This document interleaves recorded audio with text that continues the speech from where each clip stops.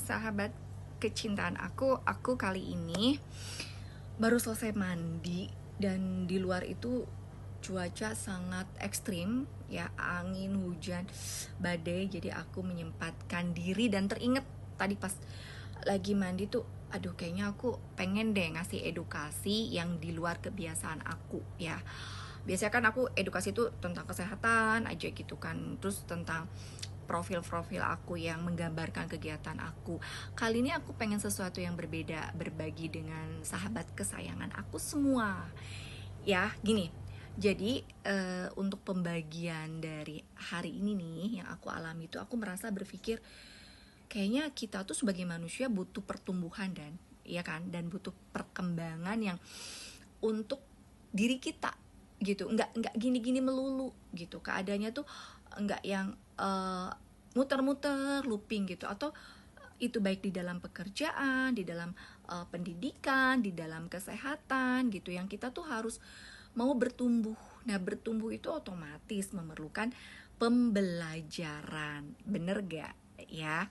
Nah, jadi untuk memahami semua mekanisme dari pelaksanaan apa yang kita akan pelajari untuk perkembangan dan pertumbuhan diri kita itu, seenggaknya tuh kita kenal supaya belajar kita tuh mempelajari sesuatu di dalam atau di luar diri kita tuh lebih efektif dan efisien gitu, bener nggak?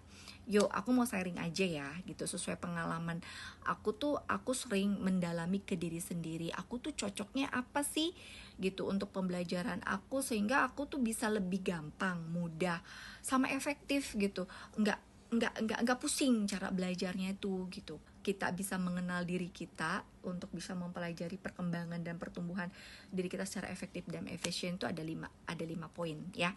Yang pertama adalah pembelajaran secara visual. Nah, visual udah ngerti dong. Jadi visual itu lebih gampang menangkap dengan cara gambar, menyerap pembelajaran itu lebih mudah dengan cara visual seperti itu gitu kan, dengan diagram, dengan gambar, dengan video gitu kan. Nah, kedua adalah auditori. Nah, auditori itu dengan cara mendengar gitu kan.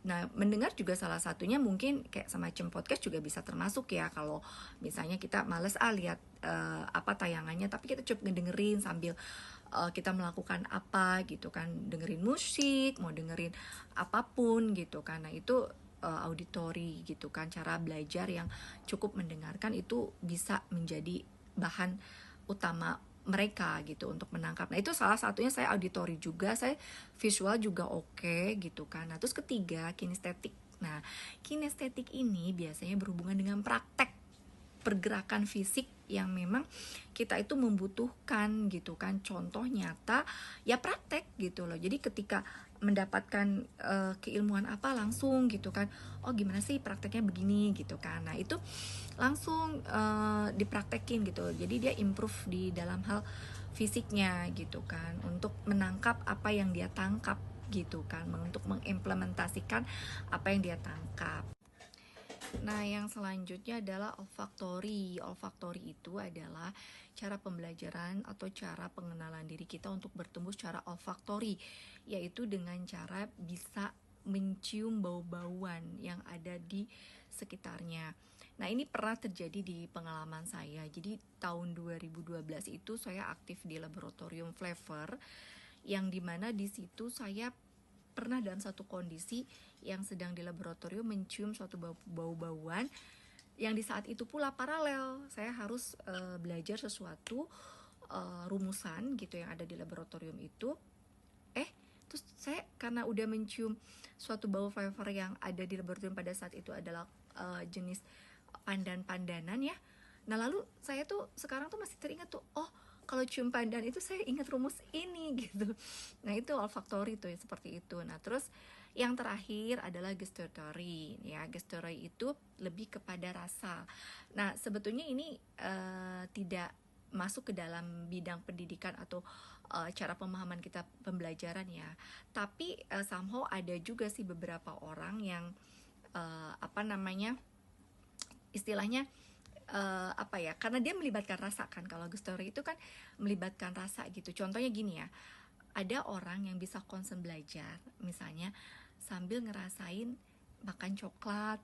Nah itu ada tuh yang kayak gitu. Nah terus ketika nanti makan coklat tuh, aduh teringat ya dulu suka belajar misalnya fisika atau biologi, ketika kita pernah merasakan konsumsi coklat itu gitu. Nah itu gestalt itu terhadap